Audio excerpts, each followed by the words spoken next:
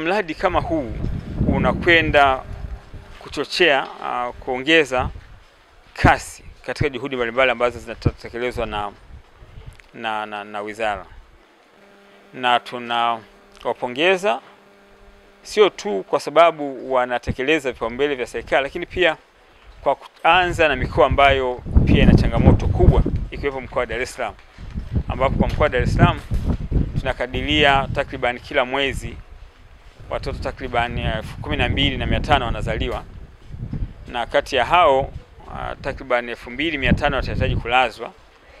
Inamaanisha kwamba watahitaji huduma maalum, na katika kupata huduma maalum ndio itakayosaidia kuweza kupunguza vifo vya watoto wachanga. Lengo la nchi ni kwamba kufikia mwaka 2030 tufikie malengo endelevu ya kimataifa ya kupunguza viwango vilivyopo sasa, ambapo katika watoto wachanga 1000 wanaozaliwa hai 24 hufariki.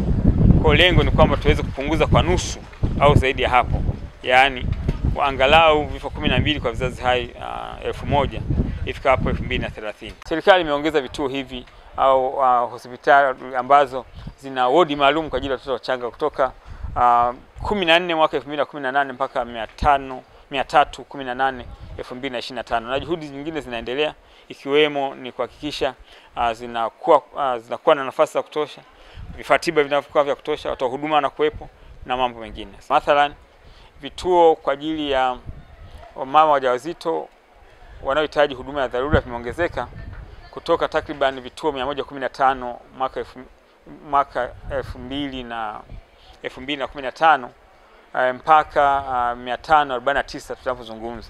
Kwa hiyo serikali imewekeza vya kutosha katika vituo, katika vifaa tiba, katika watumishi. Kwa sasa ni wito wangu kwa jamii kuweza kuvitumia katika hatua zote. Kwa mjamzito uende kwenye kituo cha kutolea huduma, fuata au hudhuria kliniki kadiri inavyoelekezwa, lakini pia hakikisha mjamzito anajifungulia kwenye vituo vya kutolea huduma.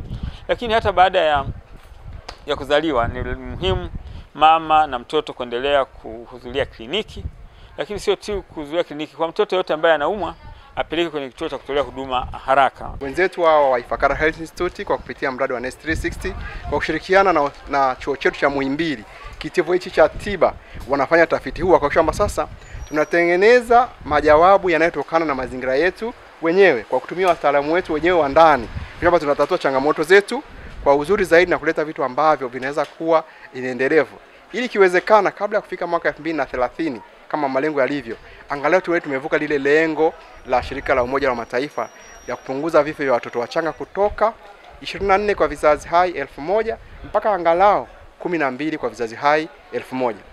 Kwa hiyo mnaweza kuona ambulance hiyo itakuwa ni ya msaada mkubwa sana, pamoja na vifaa vingine ambavyo vinatolewa na wenzetu hawa, pia na mafunzo kwa watu wa huduma, pia na mafunzo kwa jamii. Dhamira yao kubwa ni kuhakikisha kwamba wanawezesha kutengeneza mfumo rafiki wa kumsaidia mtoto mchanga kupumua vizuri. Na huo ni katika hali ya kutekeleza hii itaambatana na utafiti wa kuleta vifaa ambavyo ni rafiki, vinaweza kutumika katika mazingira yale ya kutolea huduma pale mtoto anapozaliwa, anaposafiri kutoka eneo moja kwenda jingine, na pale anakwenda kupata huduma kule ambapo anakwenda kufikishwa. Mradi utaenda kutekelezwa katika hospitali za wilaya ya Mabwepande, Yombo Vituka pamoja na Kivule. Vifo hivi vinachangiwa sana na watoto waliozaliwa kabla muda wao na wanakuwa na changamoto ya upumuaji. Kwa kipindi cha nyuma watoto walikuwa wakipumua wanashindwa kupatiwa msaada wa haraka pale katika chumba walipojifungulia, lakini wanapohitaji kupewa rufaa kupelekwa wodini kwa wenye watoto wachanga ama katika hospitali kubwa, namna ya kumweka yule mtoto katika hali salama ilikuwa ni changamoto.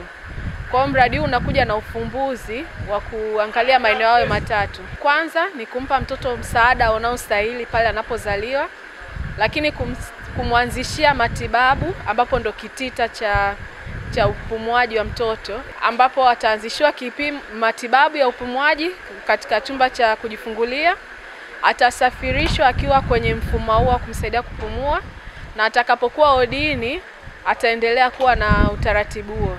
Vile vile tutawezesha watoa huduma za afya kwa maana ya kwamba kuwafundisha ili waweze kutoa huduma stahili kwa watoto lakini na vile vile tutatoa mafunzo kwa wataalamu ambao wanafanya kazi katika magari ya wagonjwa, yani ambulances, ili waweze kujua mtoto ambaye anakuwa katika matibabu anatakiwa asaidiwe vipi.